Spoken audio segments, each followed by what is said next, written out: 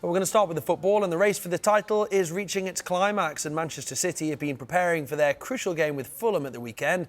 Let's head back there now, join our reporter Peter Stevenson. Peter, we saw the pictures there of City training in the last hour. Any sign of nerves, do you think, at this crucial stage of the season?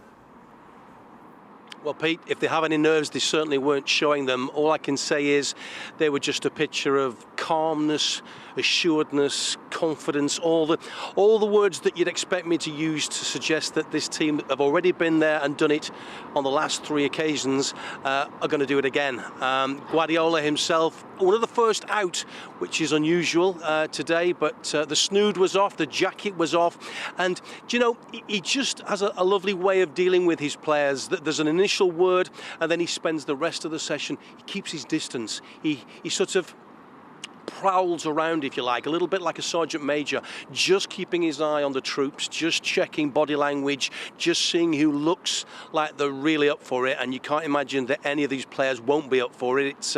It's a terrific incentive. 3 games to go, and then that cup final against Manchester United. City for the double. You wouldn't bet against them, would you? You certainly wouldn't. I tell you, they know how to do it, don't they, Peter, as you say.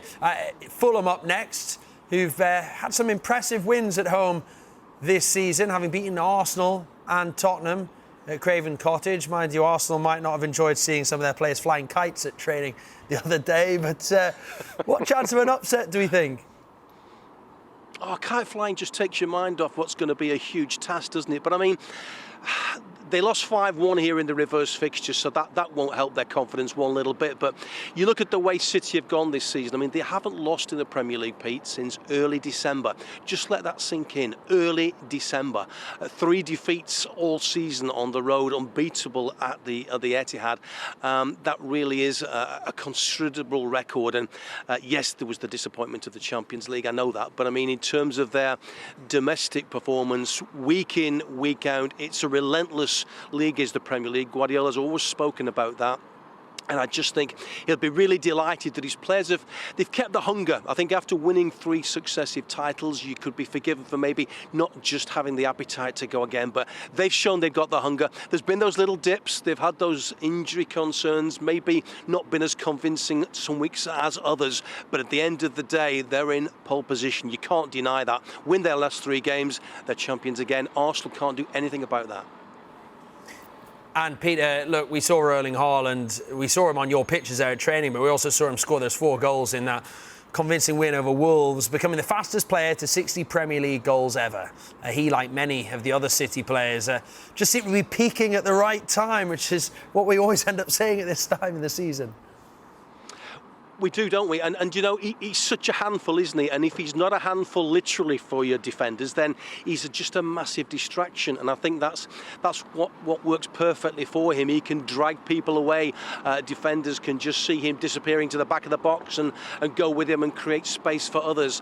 The first season, inevitably, massive impact. Maybe not so much this time around. Had his injury worries, of course. But yes, as you say, 4 goals against Wolves suggests that whether it's with his head, with his feet, with his pace, plenty of pace for a big fella, he's a real handful, and you can't imagine anyone being more up for it over the next 3 games than Haaland. And then, of course, he'd love to go and make his mark, I'm sure, at Wembley. We'll have to wait and see for that one. I suppose the only blip in City's title charge at the moment, Peter, would be the news of Jack Grealish getting a speeding fine. I mean, how did he look today? He looked really relaxed. Didn't look like it was bothering him one iota. I think it's been done and dealt with in court, and that'll be the end of it. Very few bad headlines out of Manchester City at the moment, and yes, that will have been one today. But he came out, socks rolled down, big grin on his face.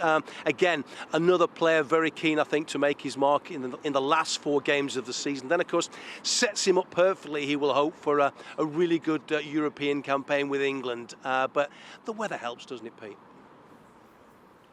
Good stuff, Peter. Thanks very much for that. Appreciate it.